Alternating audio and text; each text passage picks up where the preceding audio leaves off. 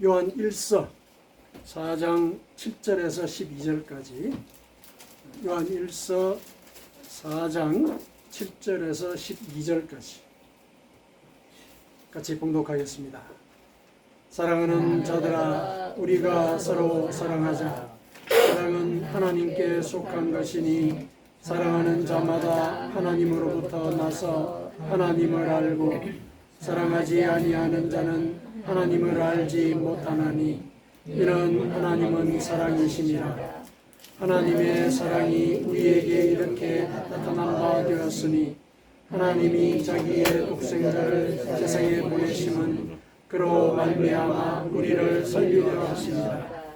사랑은 여기 있으니 우리가 하나님을 사랑한 것이 아니요 하나님이 우리를 사랑하사 우리 죄를 속하기 위하여 화목제물로 그 아들을 보내셨습니다. 사랑하는 자들아, 하나님이 이같이 우리를 사랑하셨은즉 우리도 서로 사랑하는 것이 마땅하다. 어느 때나 하나님을 본 사람이 없으되 만일 우리가 서로 사랑하면 하나님이 우리 안에 거하시고 그의 사랑이 우리 안에 온전히 이루어지느니라. 아멘. 우리가 여러 주 이어서 우리의 격정과 관련된 그 말씀들을 우리가 같이 살펴보고 있습니다. 격정 가운데 오늘은 나태와 관해서 우리가 살펴볼 것인데요. 나태는 특히 이렇게 더운 여름날에 우리가 조금 쏠리기 쉬운 그런 격정이죠. 모든 것들이 이제 하기 싫고 또 하는 것 가운데서도 능률도 오르지 않고 그래서 많이 힘들어서 일들을 쉬고 싶은 이제 그런 마음들, 이런 마음들이 이제 게으름으로 이렇게 연결이 되는 그런 경우가 있죠. 하지만은 이때의 그 게으름이라고 하는 것, 이거를 예를 들어서 평상시 일상 속에서 쉼, 그런 것과는 연결시킬 수는 없겠죠. 쉬는 것과 게으른 건 또 다른 문제니까. 그렇죠? 그래서 일상 속에서 이제 쉬어간다, 이런 차원하고, 예를 들어서 우리가 반드시 해야 되는 일인데 하지 않는 것, 그것과는 우리가 구별을 해야 되죠. 해야 되는데 하지 않는 그것이 이제 우리가 얘기하는 그 게으름의 범주에 들어가는 일이거든요. 그래서 우리가 해야 되는 그 일을 우리가 하지 않는 그런 상태. 여기에는 이제 여러 가지 있을 수가 있습니다. 사람에 따라서는 예를 들어서 좋은 게 좋다, 이런 심성을 가지고 있는 사람들이 있거든요. 좋은 게 좋다. 그래서 분명히 예를 들어서 어떤 원칙에 따라서 일을 처리해야 됨에도 불구하고 좋은 게 좋다. 그래서 미결정 상태로 유지를 하는 거죠. 그런 것이 예를 들면은 반드시 해야 될 일을 하지 않는 경우죠. 그런 거를 이제 온정주의라고 하죠. 온정주의. 우리끼리 다 괜찮으니까 그냥 덮어주고, 물론 이제 덮어준다는 차원이 진실한 사랑의 차원에서 용서하고 또 그 용서하는 가운데 허물을 덮어준다, 이런 개념이라면은 우리가 그걸 따라야 되지만은 그렇지 않고 분명히 잘못한 것임에도 불구하고 예를 들어서 치리하지 않고 그냥 좋은 게 좋다, 우리끼리니까 그냥 덮고 넘어갑시다, 이런 식의 태도라고 하는 것이 이제 온정주의인데, 그거는 영적인 나태라는 것이죠. 이런 나태는 우리 신앙생활에서 상당히 경계해야 되는 그런 부분이죠. 이 영적인 나태와 관련되어서 성경에서 우리가 조금 이렇게 쉽게 발견할 수 있는 그런 인물이 엘리 제사장을 우리가 언급을 할 수가 있습니다. 엘리 제사장. 엘리 제사장은 사무엘 그 이전의 대제사장이었거든요.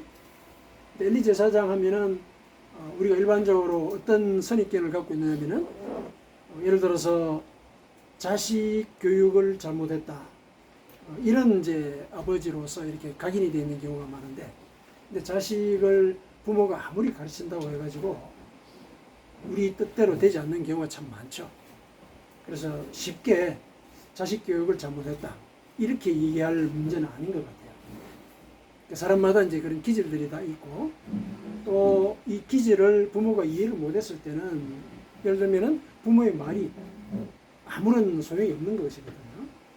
그런 차원에서 본다면은 엘리를 예를 들어서 자식 교육을 잘못한 아버지다 이렇게 규정할 문제는 또 아닌 것 같아요. 그러면 이제 어떤 점에서 엘리를 우리가 나태의 대표적인 인물로 보느냐? 이분은 대제사장이었단 말이죠. 그러니까 영적인 책임 있는 사람이었어요. 영적으로 예를 들어서 민족들의 그 영적인 길들을 옳게 인도해야 되는 그런 책임을 지고 있는 사람이었거든요. 그 점에 있어서 엘리 제사장은 반드시 해야 되는 그 영적인 책임을 완수하지를 못했다. 그렇게 우리가 규정을 해볼 때 엘리를 나태의 대표적인 인물로 이렇게 볼 수가 있습니다. 왜 이 나태의 인물로 그렇게 규정을 하느냐면은 엘리가 이때 제일 처음에 등장을 하는 그 모습이 회막문, 회막이 이제 성전 그 들어가는 문이거든요. 성전이라 그러면 이제 건물을 생각하는데 엘리 시대는 천막이었어요. 성전 자체가 천막으로 되어 있었거든요. 천막으로 되어 있었는데 그 천막 앞에 회막이라고 하는 이제 부분이 있는데 회막이 사람들 모이는 장소예요. 그러니까 성막 안에는 이 대제사장들이 이때 제사장직을 맡은 사람들이 들어가는 곳이고 그 바깥에 사람들이 모여 있는 곳이 회막이라고 이런 데가 있거든요. 거기에서 의자에 앉아 있더라 이런 모습으로 먼저 나와요. 제사장의 어떤 예를 들면은 인상을 주는 데 있어서 의자에 앉아 있었다. 상당히 상징적인 그런 표현이거든요. 회막문 앞에 앉아 있었다. 회막에 사람들이 왔다 갔다 하고 기도하는 그런 경우도 있고 그랬는데 그 의자에 앉아 있었다. 이게 이제 그 사람의 영적인 상태를 나타내 주죠. 거기에 앉아 있을 때 무슨 일이 있었냐면은 그 사무엘의 어머니가 있죠. 사무엘의 어머니가 사무엘을 낳기 전에는 자식을 낳지를 못했거든요. 그 자식을 낳기를 상당히 간절하게 간구를 하는 이제 그런 마음이 있었습니다. 그래서 마침 그때 예를 들어서 성전에 와서 기도를 하는데 여인들이 모이는 그 뜰이 따로 있었어요. 성전에 이렇게 함부로 못 들어가거든요. 그런데 밖에서 간절하게 이제 기도를 하는 거죠. 간절히 기도를 하는데 그 모습을 엘리가 보았습니다. 봤는데 간절하게 기도를 하니까 얼굴이 빨개지고 땀도 나고 그런데 소리는 내지 않고 입만 중얼중얼 하고 있었단 말이죠. 그랬더니 엘리가 보기에 술이 취했구나. 어떻게 술이 취해가지고 성전에 왔는가 이런 생각을 한 거예요. 그래가지고 사실 훈계를 하죠. 어떻게 술이 취해서 성전에 오느냐. 그랬더니 이제 한나가 자기의 그 통렬한 그런 심정을 얘기를 하죠. 자식을 낳지 못해서 하나님께 간절히 기도하는 그런 가운데 있는 것입니다. 이렇게 얘기를 하죠. 그러니까 뭐 한나가 얘기를 함으로 해서 상황이 드러나긴 했지만은 어쨌든 영적인 지도자로서는 사실 실수를 한 거죠. 영적인 지도자는 실수를 한 겁니다. 그래서 다시 이 마음을 바꾸어서 축복을 하죠. 너의 기도대로 될지어다. 축복을 합니다. 그렇게 해서 결국은 자기의 실수를 이제 만회하기는 했습니다. 만회하긴 했는데 이런 태도가 그의 그 영적인 직무들 가운데서도 많이 드러나요. 특히 제일 큰 문제는 자식 문제를 아까 언급을 하긴 했었는데 자식들을 예를 들어서 통제를 하지 않은 거예요. 근데 부모가 이제 통제를 해야 되는데 이 자식들이 무슨 짓을 저지르냐면은 이 자식들도 제사장의 역할을 맡고 있었어요. 그 당시 제사장은 세습제였거든요. 그 아들들도 제사장 역할을 맡고 있었습니다.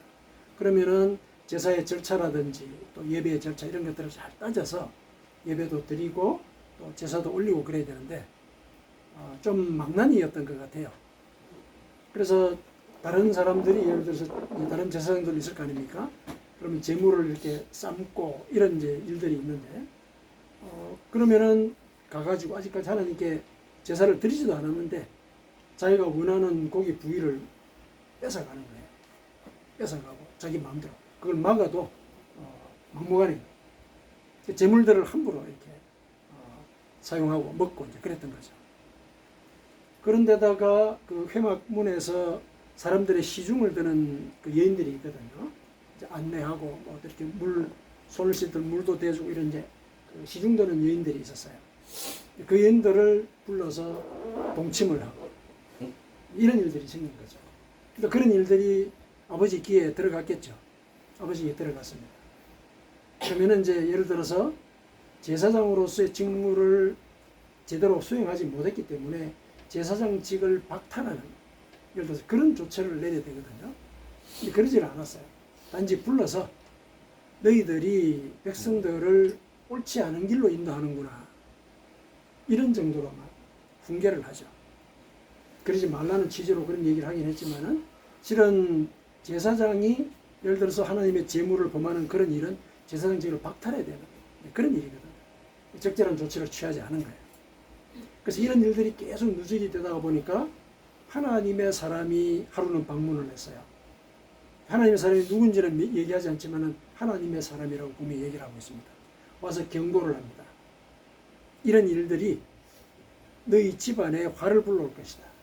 그래서 너희 집안에는 노인이 없어질 것이고 너희 두 아들도 화를 당할 것이다. 직접적으로 경고를 해요. 그런 경고를 받으면은 예를 들어서 아버지로서 상당히 긴장을 하고 뭔가 조처를 할 게 뭐 있을까 이렇게 찾아봐야 될 거 아닙니까? 조치를 안 한 거예요. 조치를 하지 않습니다. 그래서 아마 또 하나님이 답답하셨던 것 같아요. 그 하나님의 사람이라는 것은 결국 하나님이 보내셨다는 얘기잖아요. 엘리의 하는 일들이 너무 답답하시니까 하나님의 사람을 보내가지고 경고를 했거든요. 근데 제대로 조치를 안 했어요.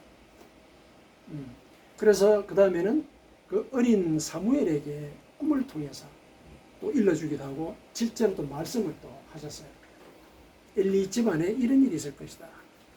그 일에 예언한 그 내용은 하나님의 사람이 일러준 그 내용과 흡사합니다. 그 얘기를 또 다 일러줬거든요. 사무엘이 일러줬어요. 결국 직접적으로 하나님이 두 번 경고를 하신 셈이에요.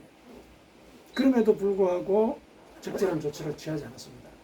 분명히 그 말 속에는 너희 아들들이 재물을 범하고 그런 과정들을 너는 두고 보고 있으면서 내 재물보다 네 아들들을 더 높게 여기는구나, 더 중하게 여기는구나. 그 부분에 대해서 분명히 지적을 하셨어요. 뭘 고쳐야 되는 건지. 그럼에도 불구하고 아무런 조치를 취하지 않았습니다. 근데 더 심한 거는 뭐냐면은 전쟁이 났거든요. 그 주변에 있는 블레셋 족속하고 전쟁이 붙었어요.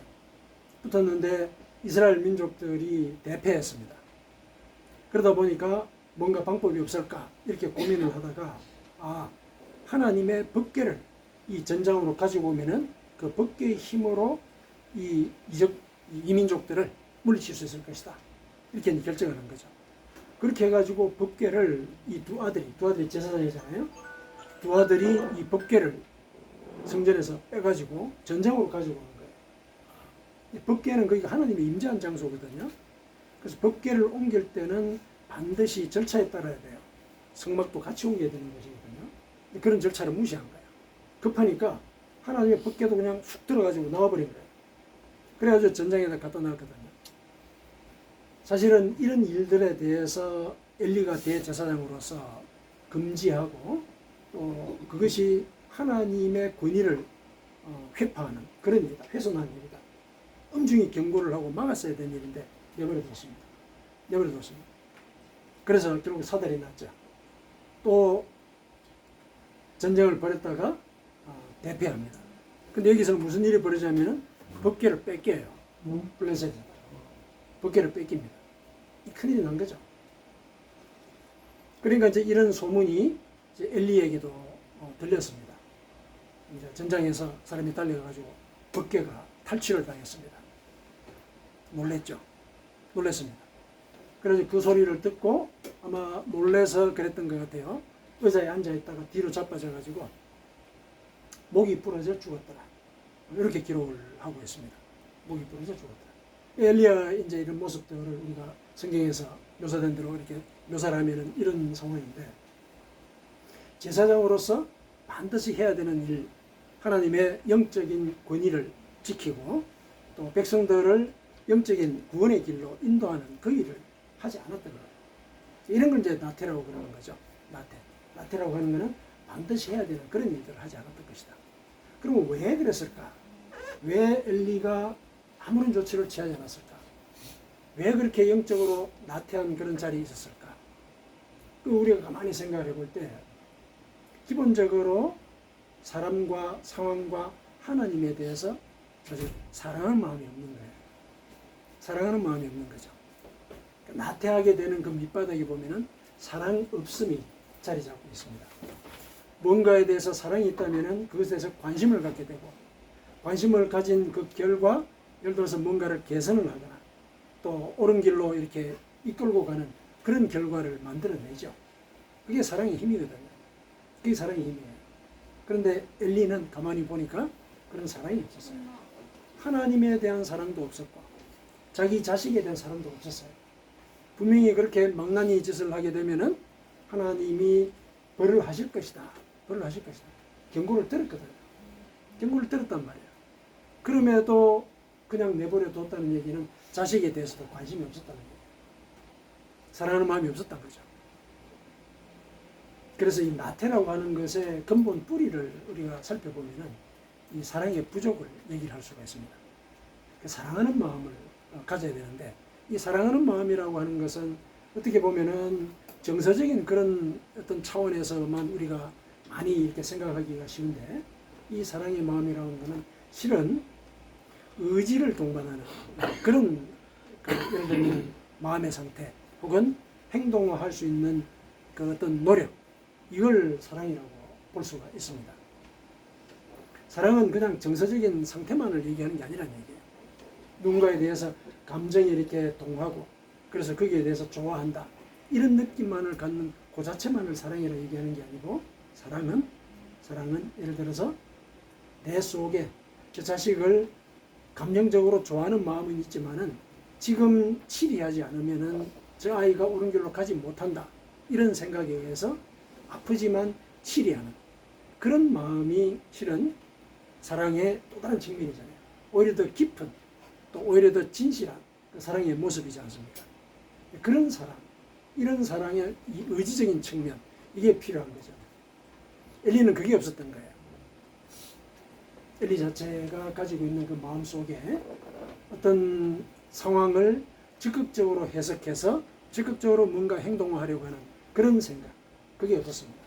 그러니까 소위 적극적인 사랑이 부족했던 것이죠. 적극적인 사랑.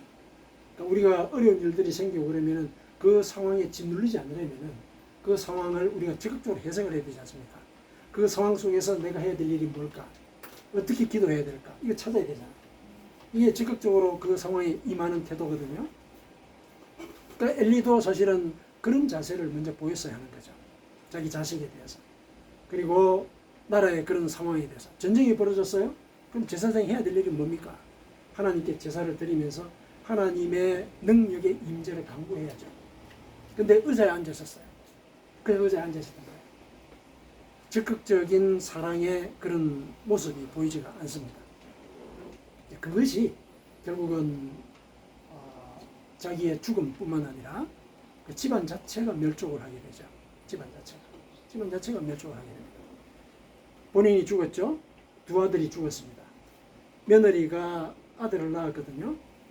며느리가 아들을 낳았는데 자기 남편도 죽고 시어버지도 죽은 그런 상태에서 아들을 낳았단 말이에요. 그러면서 이 아들은 이제 저주받은 아들이다. 그래서 이 갑옷이다. 하나님의 영광이 떠났다. 이렇게 이름을 붙여요. 그리고 본인도 죽어요. 집안 자체가 거의 이 멸문지화를 당한 그런 상태가 되어버린 거죠. 그 아들도 하나님의 영광이 떠났다는 이런 이름을 가졌으니까 그 이후의 삶이 어떠할 것인지는 우리가 짐작을 할 수가 있잖아요. 그런 상황이 벌어진 것이죠. 그래서 영적인 나태, 영적으로 반드시 해야 되는 이런 일들을 하지 않았을 때는 이 엘리가 급사를 한 것과 같은 이런 영적인 죽음을 우리가 초래할 수 있다는 거예요. 그래서 우리는 예를 들어서 어떤 상황에서든지 그 닥치는 상황에 대해서 적극적으로 마음을 투여하고 이 상황 속에서 하나님이 나에게 원하시는 것이 무엇인가 그걸 찾아야 돼요. 그게 사실은 하나님께 대한 적극적인 사랑의 표시예요. 그 과정을 통해서 나를 통해서 내 이웃을 살리고 내 가족을 살리는 그런 일들을 만들어낼 수가 있거든요. 예를 들어서 만일 아무 일도 안 하고 있었다. 그러면은 엘리와 같은 그런 사태가 벌어지게 되는 거죠. 엘리 지방과 같은 그런 사태. 그런데 뭔가를 했다는 거예요. 뭔가를 했다는 그것의 결과를 우리가 엘리를 통해서는 찾아볼 수는 없지만은 일을 하지 않음과 뭔가를 했음, 이거는 분명히 뭔가 다른 결과를 만들게 되어 있죠. 만들게 되어 있는 거죠. 특히 우리가 어떤 일이 일어났을 때 하나님께 믿음을 바치고 하나님이 일들을 이루어 주실 것이다, 이런 마음을 바치는 이런 적극적인 사랑을 투여를 했을 때 적어도 눈앞에 어떤 문제가 해결되는 일들이 벌어지진 않더라도 우리의 믿음이 성장하는 그 단계까지는 갈 수가 있거든요. 그러니까 적극적인 사랑의 이런 자세가 굉장히 필요합니다. 신앙생활에 있어서. 성경은 그 점을 강조를 하고 반드시 그렇게 해야 된다, 이렇게 우리에게 가르칩니다. 성경이 뭐라고 얘기하고 있느냐면은 로마서, 바울 사도가 이렇게 얘기를 했죠. 로마서 12장 11절에 부지런하여 게으르지 말고 열심을 품고 주를 섬겨라. 주를 섬겨라. 열심을 품고 주를 섬겨라. 우리가 신앙생활에 있어서는 이게 기본적인 자세여야 된다는 거죠. 우리는 하나님에 대해서나 이웃에 대해서나 성도들에 대해서 적극적인 사랑의 마음을 갖고 살아야 된다는 거죠. 열심을 품고 주를 섬기라는 게 그런 뜻입니다. 그리고 그 이유를 이렇게 명백히 밝히고 있습니다. 자, 그거는 베드로후서 1장 4절에서 9절까지예요. 이로써 그 보배롭고 지극히 큰 약속을 우리에게 주사 이 약속으로 말미암아 너희가 정욕 때문에 세상에서 썩어질 것을 피하여 신성한 성품에 참여하는 자가 되게 하려 하셨느니라. 그러므로 너희가 더욱 힘써 너희 믿음의 덕의 지식을, 지식의 절제를, 절제의 인내를, 인내의 경건을, 경건의 형제우애를, 형제우애의 사랑을 다하라.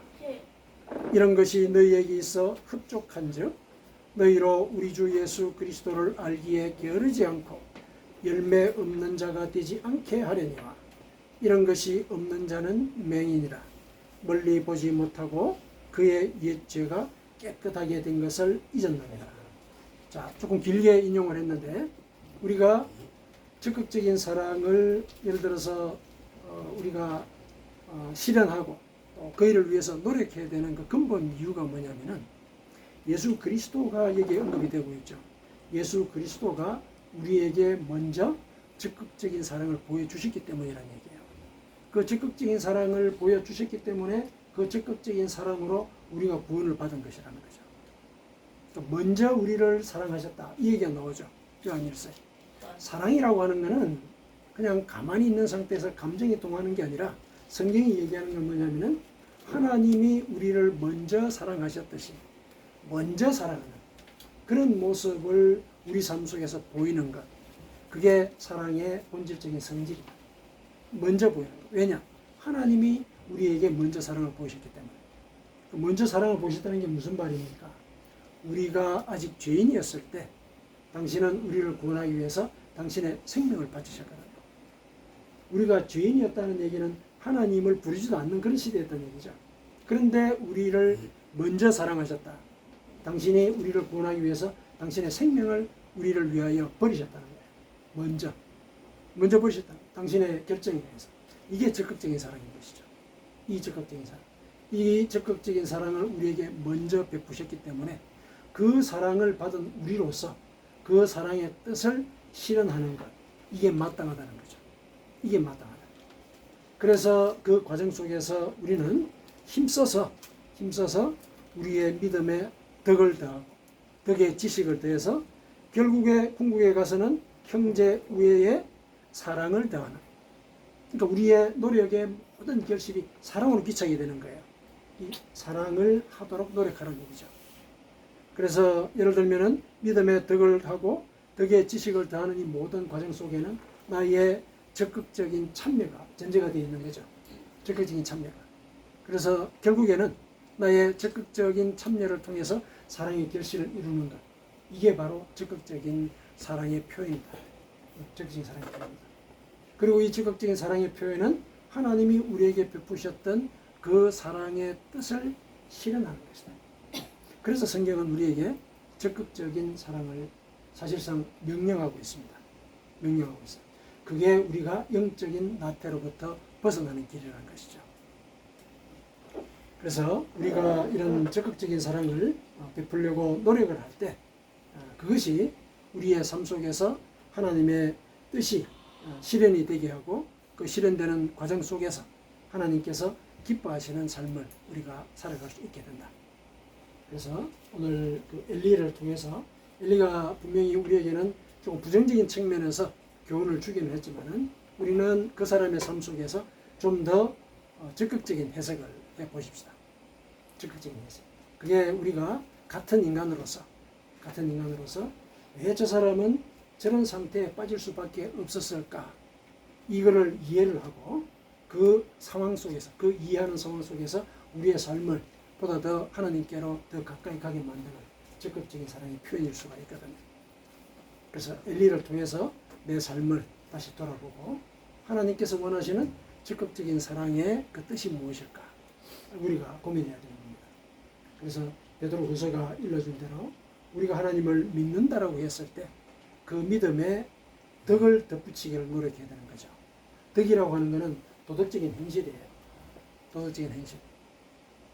우리가 하나님을 믿는다 그러면서 세상 사람들과 똑같이 살아서는 안 된다는 거죠. 그래서 절제하고 또 어떤 점에서는 또 나의 정욕과 탐심을 십자가에 못 박는 그런 결단을 해야 된다는 거죠. 그래서 그런 이 덕을 더하는 노력과 그 다음에 그 덕에 지식을 더하는 노력을 우리가 더해야 되죠. 하나님을 아는 지식. 왜 이런 걸 원하실까? 이 적극적인 사랑이라고 하는 것을 하나님은 어떤 뜻으로 우리에게 요구하셨던가? 이거 배워야 된다는 거죠. 배워야 된다. 그래서 쭉 이어져서 결국은 형제를 사랑하고 거기에 우리의 사랑의 영향을 크게 만드는 일. 이것이 성경이 우리에게 요구하는 적극적인 사랑의 구체적인 실천 방안입니다. 이걸 우리가 기억을 하십시다. 그래서 하나님께서 우리를 기뻐하시고 우리를 통해서 당신의 사랑을 이웃에게 그리고 우리 가족들에게 친구들에게 더 풍성히 흘려보내는 삶을 우리가 살아가도록 노력하십시다. 아멘.